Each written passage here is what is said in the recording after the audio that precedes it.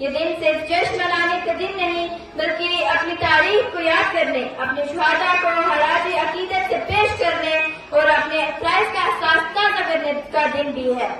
آج جب ہم آزادی پر خوشی منا رہے ہیں تو ہمیں یہ نہیں بھولنا چاہیے کہ یہ آزادی ہمیں آسانی سے حاصل نہیں ہوئی ہے۔ اس کے لیے لاکھوں لوگوں نے اپنی جان، خاندانوں نے اپنے پیاروں کو کھویا اور بے شمار مزدوروں، کسانوں، طلباء، خواتین اور عام شہریوں نے آزادی کی تحریک میں اپنا حصہ ڈالا۔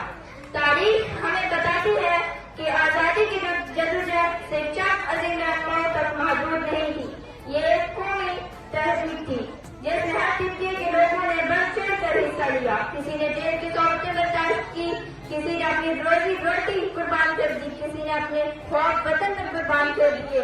آج ہم احترام کے ساتھ مہاتما گاندھی، بھگت سنگھ، سبھاش چندر بوس، مولانا عبدالکلام آزاد، سردار ولبھ بھائی پٹیل اور ان تمام معروف و گمنام مجاہدین آزادی کو سلام پیش کرتے ہیں جنہوں نے ہندوستان کو آزاد بنانے میں اپنا کردار ادا کیا۔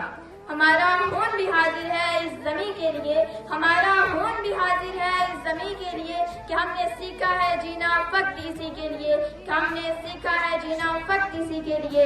معزز حاضرین، اگر آزادی حاصل کرنا ایک عظیم کامیابی تھی تو آزادی کو برقرار رکھنا اور ملک کو ترقی کی راہ پر گامزن کرنا اس سے بھی بڑی ذمہ داری تھی۔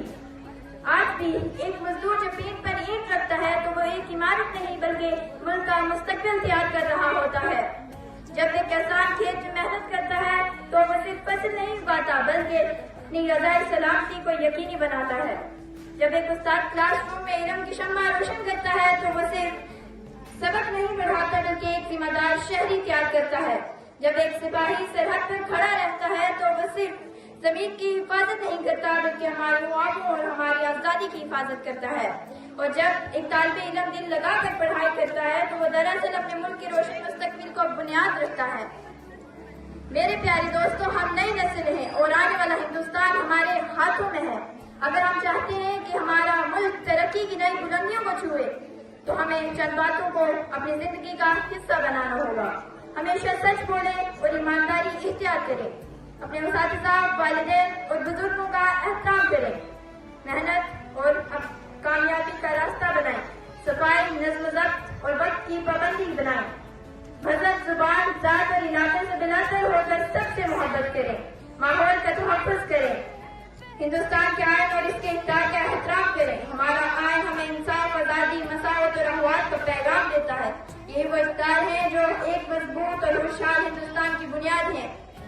دیے جلا کے دکھائیں گے ہم اندھیروں میں، دیے جلا کے دکھائیں گے ہم اندھیروں میں، ہماری عزم کی طاقت سے آسمان جھکے گا، ہماری عزم کی طاقت سے آسمان جھکے گا۔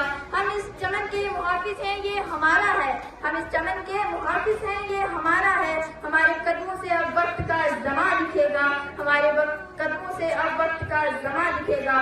آئیے آج اس مقدس موقع پر ہم سب مل کر عہد کریں کہ ہم اپنے وطن سے محبت کریں گے، اس کی عزت کریں گے، محنت اور دیانتداری کو اپنا شعار بنائیں گے، نفرت کے بجائے محبت، تقسیم کے بجائے اتحاد اور مایوسی کے بجائے امید کا پیغام رکھیں گے۔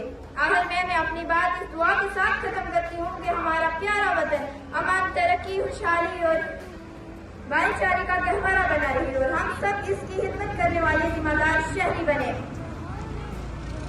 چراغے امن جلائیں گے ہم ہواؤں میں، چراغے امن جلائیں گے ہم ہواؤں میں، وطن کا نام لکھیں گے اپنی دعاؤں میں، وطن کا نام لکھیں گے اپنی دعاؤں میں۔ جے ہند، جے بھارت، شکریہ۔